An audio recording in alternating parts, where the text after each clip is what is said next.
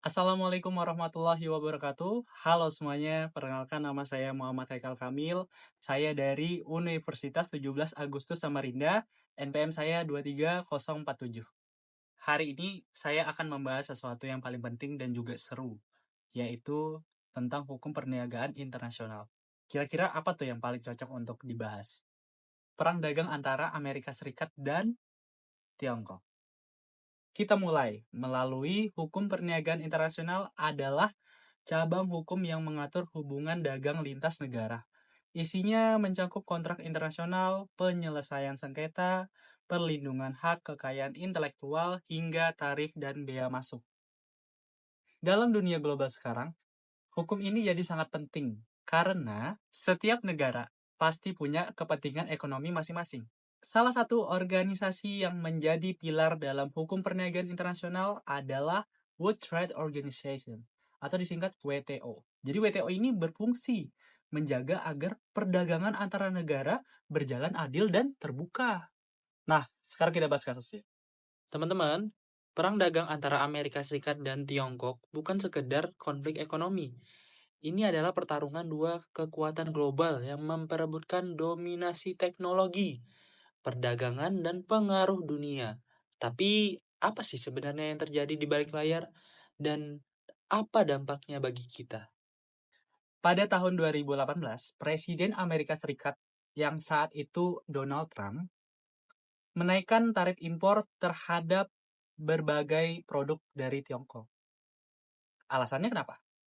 Karena menurut AS, Tiongkok melakukan praktik perdagangan yang tidak adil, seperti pencurian hak kekayaan intelektual dan subsidi besar-besaran untuk perusahaan dalam negeri.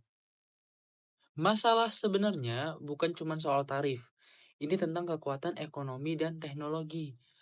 Tiongkok sedang naik daun dengan inisiatif Made in China 2025, yaitu program untuk menguasai industri teknologi masa depan seperti AI, robotik, dan semikonduktor.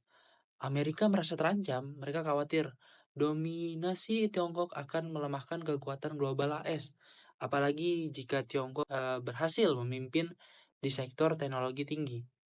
Tapi, perang dagang ini nggak cuma berdampak pada dua negara itu. Dunia ikut terguncang. Banyak perusahaan global kesulitan karena rantai pesok terganggu. Harga barang elektronik naik.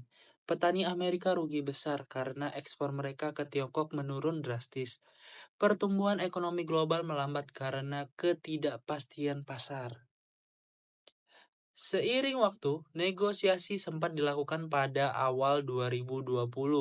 AS dan Tiongkok menandatangani Peace on Deal yang membuat Tiongkok berjanji membeli lebih banyak produk AS. Tapi, pandemi COVID-19 datang dan semua berubah. Rantai pasok makin kacau dan ketegangan makin meningkat. Kali ini bukan cuma soal dagang, tapi juga teknologi dan militer. Contoh, konflik Huawei dilarang di AS. TikTok hampir diblokir. Tiongkok membalas dengan membatasi ekspor bahan baku penting seperti rare earth. Sekarang, perang dagang belum selesai. Bahkan banyak analis menyebut telah berubah menjadi perang dingin teknologi. Pemerintah AS melarang ekspor chip canggih ke Tiongkok. Tiongkok fokus memperkuat produksi dalam negeri. Negara lain seperti India, Vietnam, dan Meksiko mulai diuntungkan karena jadi alternatif pabrik global. Tiongkok tentu tidak tinggal diam ya. Mereka membalas dengan menaikkan tarif produk-produk AS, seperti kedelai, mobil, dan barang elektronik. Dari sini, bagaimana hukum perniagaan internasional melihat ini? Menurut prinsip WTO, tidak boleh ada diskriminasi dalam perdagangan internasional. Artinya, negara tidak boleh sembarangan menaikkan tarif tanpa alasan yang sah dan melalui mekanisme yang jelas. Namun, AS beralasan menggunakan security exception dalam WTO yang memperbolehkan negara mengambil tindakan perdagangan jika mereka merasa terancam secara nasional.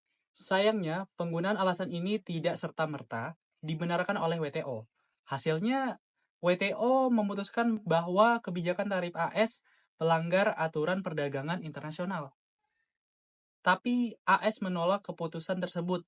Inilah yang membuat sistem hukum perniagaan internasional menjadi rumit, karena tidak semua negara mau tunduk pada lembaga penyelesaian sengketa internasional. Dari hukum ini kita belajar bahwa perdagangan internasional bukan hanya soal ekspor dan impor, tapi juga politik, strategi, dan kekuasaan. Yang kedua, hukum perniagaan internasional berperan penting dalam menciptakan keadilan dan keteraturan di tengah persaingan ekonomi global. Yang ketiga, kita sebagai mahasiswa hukum punya tanggung jawab untuk memahami dinamika ini agar kita bisa berkontribusi secara nyata di masa depan. Pertanyaannya sekarang, apakah dunia akan terbagi menjadi dua blok besar, satu dipimpin AS, satu dipimpin Tiongkok? Atau bisakah kerjasama global kembali terjalin? Perang dagang AS-Tiongkok adalah pengingat bahwa dunia saling terhubung. Ketika dua raksasa bertarung, dunia ikut merasakan guncangannya. Yang bisa kita lakukan tetap melek informasi dan siap menghadapi era baru ekonomi global. Nah, teman-teman, itu tadi pembahasan singkat tentang hukum perniagaan internasional melalui kasus perang dagang antara AS dan Tiongkok. Menarik bukan? Kalau kamu juga ingin belajar tentang hukum, berpikir kritis dan memahami dunia dari sudut pandang hukum yang luas, yuk bergabung bersama kami di Universitas 17 Agustus Samarinda. Di sini kamu bukan hanya belajar teori, tapi juga dilatih untuk memahami isu global dan menjadi pemuda yang siap bersaing di dunia internasional. Saya Muhammad Hekal Kamil, NPM 23047, saya izin pamit. Sampai ketemu di video berikutnya. Dan saya mendoakan semua orang yang menonton ini agar sukses, karena sukses itu cuma masalah waktu, karena berproses setiap waktu. Wassalamualaikum warahmatullahi wabarakatuh.